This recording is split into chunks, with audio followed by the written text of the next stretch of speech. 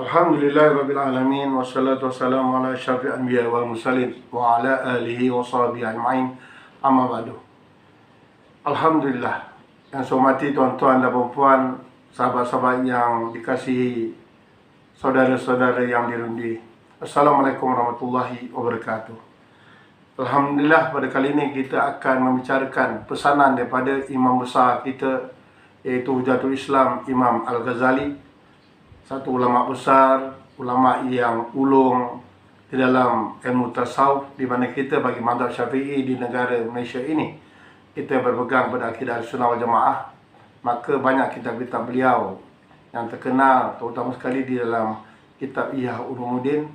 Jadi pagi ini kita membicarakan tentang 6 pesanan daripada Imam Al-Ghazali. Satu hari Imam Ghazali memberi ilmu ataupun menyampaikan tazkirah, menyampaikan tausiah ilmu kepada murid-muridnya. Maka Imam Ghazali bertanya kepada anak-anak muridnya, apakah yang paling dekat sekali di dunia ini? Maka murid-muridnya ada yang berkata bahawa yang paling dekat dengan mereka ialah tentulah ibu bapa mereka, tentulah anak-anak mereka, saudara mara mereka, dan berbagai-bagai jawapan lagi. Maka Imam Ghazali menafikan jawapan tersebut. Maka kata Imam Ghazali, yang paling dekat dengan kita ialah kematian. Tuan-tuan, setiap hari kita melangkah ke tarikh yang baru. Maka setiap saat, setiap jam, setiap detik itu sebenarnya kita menghampiri kepada kematian kita. Bilakah kita akan mati? Di manakah kematian kita? Bagaimanakah kematian kita? Kullu nafsin za'iqatul maut, setiap yang berjiwa itu pasti merasai mati. Tuan-tuan yang saya muliakan, bila kita mati, pakaian yang selalu kita banggakan di dunia ini dengan pakaian yang mahal, semuanya kita akan tinggalkan. Kita akan pergi menghadap Allah dengan berpakaian juga, tetapi kain kafan namanya. Kita berbangga dengan rumah kita yang besar, dengan banglo yang mewah, dengan rumah yang banyak dan sebagainya. Atas sama ada rumah itu besar ataupun kecil, bila kita mati, kita akan menuju ke satu rumah lagi, dan rumah itu terlalulah sempit. Itulah kuburan namanya. Semasa kita di dunia ini, kita rasa berbangga dengan kereta kita yang besar. Bila kita mati nanti, kita akan ke kuburan dengan kereta juga. Di waktu itu rodanya adalah manusia macam kita juga. Di dunia ini kita berbangga dengan isteri yang cantik, tetapi bila kita mati, dia bergelar balu, atau gelaran isteri itu akan menjelma lagi, tetapi bukan kita suaminya. Kita berbangga dengan pangkat kita yang besar, dengan berbagai-bagai gelaran, anugerah dan sebagainya, sehingga penuh di dada kita dengan pingat-pingat dan sebagainya. Tuan-tuan, bila kita mati, orang tak panggil kita dengan gelaran yang mewah-mewah, yang bangga-bangga dan hebat itu.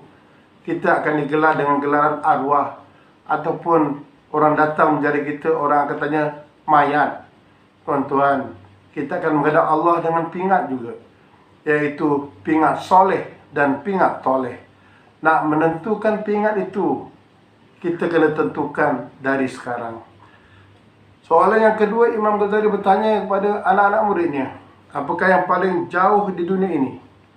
Maka kalaulah kita berada di Malaysia, mungkin jawapan kita akan kata yang paling jauh itu ialah mungkin Amerika. Mungkin kita akan kata jawapannya ialah di Kutub Utara, Kutub Selatan. Mungkin yang paling jauh di England, mungkin di France, di Norway dan sebagainya. Tetapi Imam Ghazali menafikan semua jawapan tersebut daripada murid-muridnya. Maka Imam Ghazali berkata bahawa yang paling jauh di dunia ini ialah masa lalu. Kita telah meninggalkan masa lalu kita. Masa lalu itu tak mungkin kita akan kembali lagi. Kita telah beransur tua, kita telah berumur, kita mungkin tak kembali ke zaman muda kita lagi. Di zaman muda kita telah melakukan berbagai-bagai perbuatan sama ada yang baik dan buruk. Masa lalu itu kita tinggalkan. Masa depan ini yang perlu kita pandang. Masa depan itulah yang menentukan sama ada kita ke syurga atau ke neraka.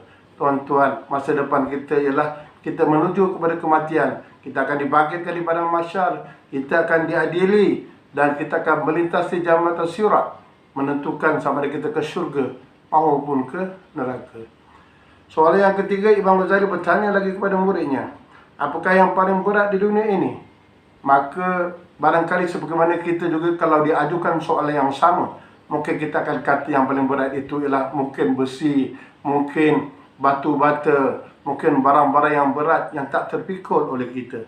Sebenarnya segala jawapan itu dinafikan oleh imam besar kita, iaitu Imam Ghazali. Imam Ghazali berkata yang paling berat di dunia ini ialah amanah. Tuan-tuan, bukan mudah kita memegang amanah.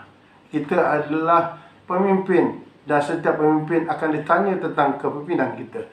Kita ada amanah yang diberikan sebagai khalifah Allah ini. Kita ada amanah yang perlu kita tunaikan sebagai hamba Allah ini.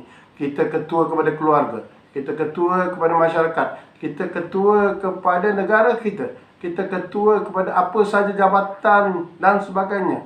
Tuan-tuan dan puan-puan yang saya hormati, itu amanah kita.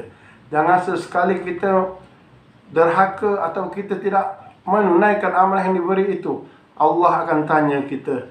Kita akan ditanya sama ada kita telah melaksanakan amanah sebagai hamba Allah, sebagai khalifah Allah itu, ataupun kita telah engkar pada amanah itu, di mana kita telah menyalahgunakan apa yang telah diamanahkan kita. Kita salah gunakan kedudukan kita, kita salah gunakan pangkat kita. Akhirnya nanti semuanya ini akan membinasakan kita nanti di hadapan Allah Subhanahu wa taala.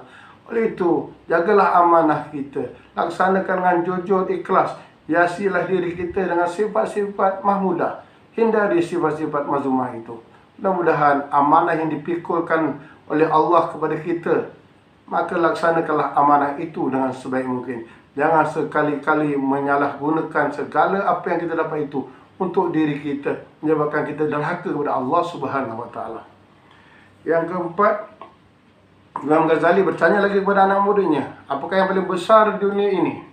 Maka yang paling besar, mungkin ada murid-muridnya ataupun mungkin kita juga akan menjawab yang paling besar ialah mungkin gunung ganang, mungkin kereta yang besar, mungkin kapal terbang yang besar dan sebagainya. Jawapan ini juga dinafikan oleh Imam Ghazali. Sebenarnya Imam Ghazali mengatakan yang paling besar di dunia ialah nafsu kita.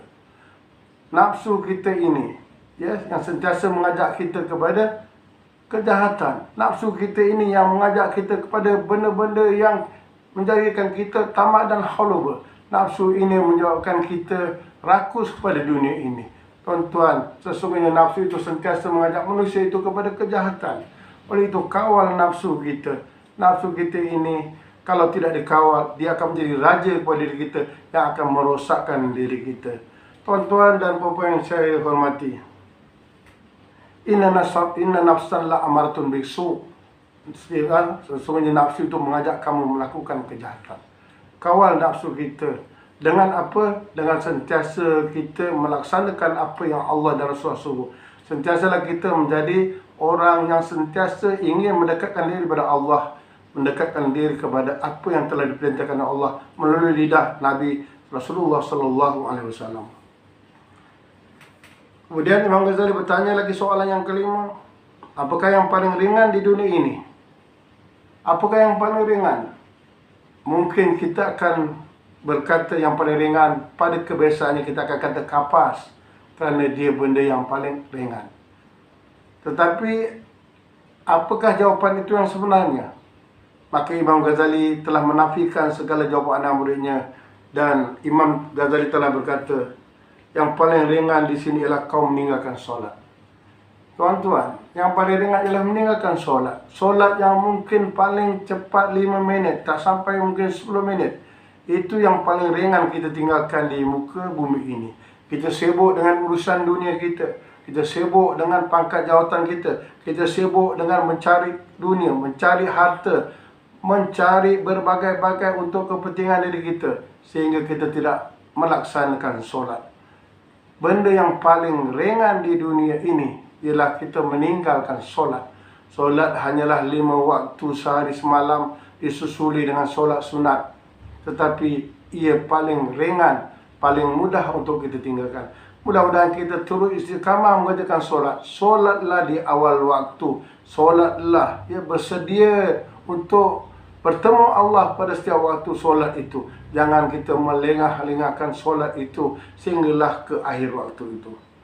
Dan yang keenam, Imam Al-Ghazali bertanya lagi kepada murid-muridnya, apakah yang paling tajam di dunia ini? Kalau ditanya pada kita yang paling tajam, mungkin kita akan menyebut pisau, parang, benda yang tajam dan sebagainya, mungkin keris dan sebagainya. Itu benda yang kita, pada anggapan kita, naluri kita yang paling tajam. Tetapi Imam Ghazali mengatakan bahawa yang paling tajam di dunia ini ialah lidah kita, lisan kita. Lidah kita ini lebih tajam daripada mata pedang. Tuan-tuan, jagalah lidah kita. Jagalah lidah kita agar tidak menuturkan benda-benda yang tidak baik. Jagalah lidah kita supaya jangan lara, jangan berbicara pada sesuatu yang tidak kena pada tempatnya. Jangan berbicara sesuatu yang menyebabkan orang tidak ingat Allah dan Nabi Rasulullah sallallahu alaihi wasallam. Jangan kita berbicara pada sesuatu yang menyebabkan kita ini lalai dan sebagainya sehingga lupa pada Allah Subhanahu wa taala. Di akhir zaman ini, kadang-kadang kita tak bercakap dengan lidah kita. Kita bercakap dengan handphone kita. Kita WhatsApp sana, gosip sini, fitnah sana, fitnah sini. Inilah dia tajamnya lidah kita yang kita terjemahkan dengan jari kita, diterjemahkan dengan handphone kita, diterjemahkan dengan tulisan kita, diterjemahkan dalam WhatsApp, Instagram dan sebagainya. Yang kadang-kadang apa yang kita terjemahkan itu bukan perkara yang baik, tetapi perkara yang mendurhakai Allah Subhanahu wa taala. Tuan-tuan sekalian, itu pesanan 6 pesan Imam Al-Ghazali.